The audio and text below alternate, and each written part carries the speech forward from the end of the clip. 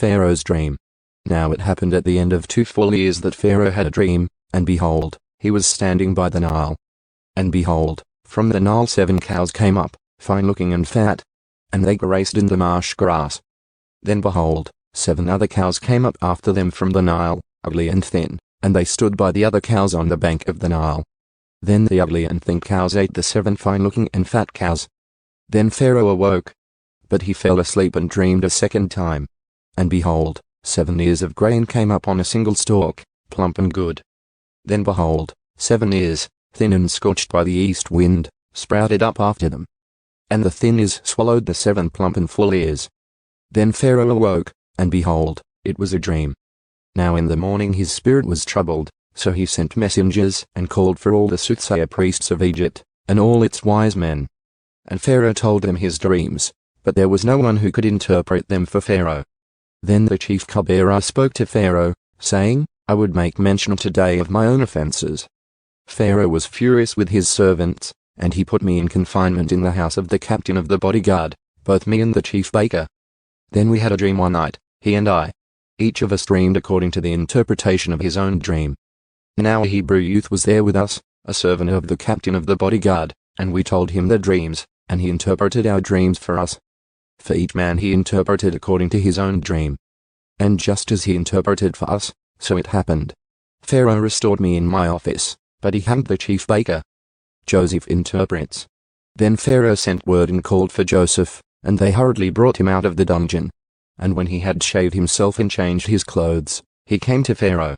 Pharaoh said to Joseph, I have hid a dream, but no one can interpret it.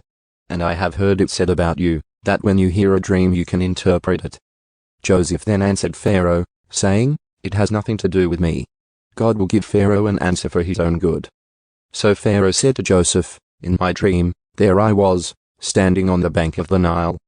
And behold, 7 cows, fat and fine-looking, came up out of the Nile, and they grazed in the marsh grass.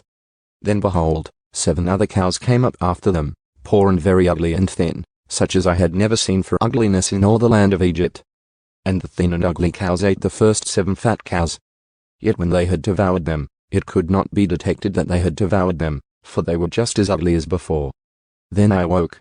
I saw also in my dream, and behold, 7 ears of grain, full and good, came up on a single stalk.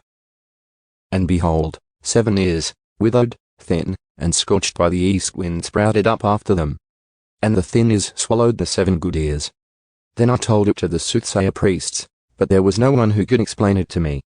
And Joseph said to Pharaoh, Pharaoh's dreams are one and the same. God has told to Pharaoh what he is about to do. The 7 good cows are 7 years, and the 7 good ears are 7 years. The dreams are one and the same. The 7 thin and ugly cows that came up after them are 7 years, and the 7 thin ears scorched by the east wind will be 7 years of famine. It is as I have spoken to Pharaoh. God has shown Pharaoh what he is about to do. Behold, 7 years of great abundance are coming in all the land of Egypt. And after them 7 years of famine will come, and all the abundance will be forgotten in the land of Egypt, and the famine will ravage the land. So the abundance will be unknown in the land, because of that subsequent famine. For it will be very severe. Now as for the repeating of the dream to Pharaoh twice, it means that the matter is confirmed by God, and God will quickly bring it about. So now let Pharaoh look for a man discerning and wise, and appoint him over the land of Egypt. Let Pharaoh take action to appoint overseers in charge of the land, and let him take 1/5 of the produce of the land of Egypt as a tax in the 7 years of abundance. Then have them collect all the food of these good years that are coming, and store up the grain for food in the cities under Pharaoh's authority, and have them guard it.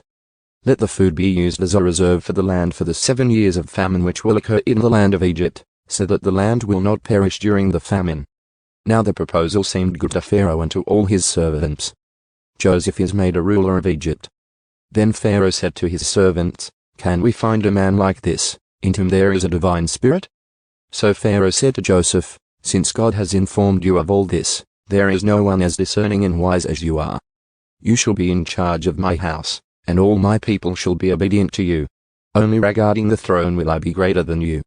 Pharaoh also said to Joseph, See, I have placed you over all the land of Egypt. Then Pharaoh took off his signet ring from his hand and put it on Joseph's hand, and clothed him in garments of fine linen, and put the gold necklace around his neck. and he had him ride in his second chariot. And they proclaimed ahead of him, bow the knee. And he placed him over all the land of Egypt. Moreover, Pharaoh said to Joseph, though I am Pharaoh, yet without your permission no one shall raise his hand or foot in all the land of Egypt. Then Pharaoh named Joseph Zaphanath-Paneah, and he gave him Asenath, the daughter of Potipherah priest of On, to be his wife. And Joseph went out over the land of Egypt. Now Joseph was 30 years old when he stood in the presence of Pharaoh, king of Egypt.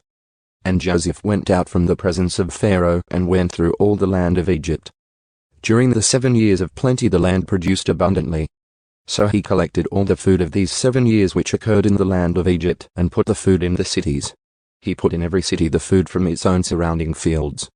Joseph stored up grain in great abundance like the sand of the sea, until he stopped measuring it, for it was beyond measure. The sons of Joseph. Now before the year of famine came, 2 sons were born to Joseph, whom Asenath, the daughter of Potipherah, priest of On, bore to him. Joseph named the firstborn Manasseh.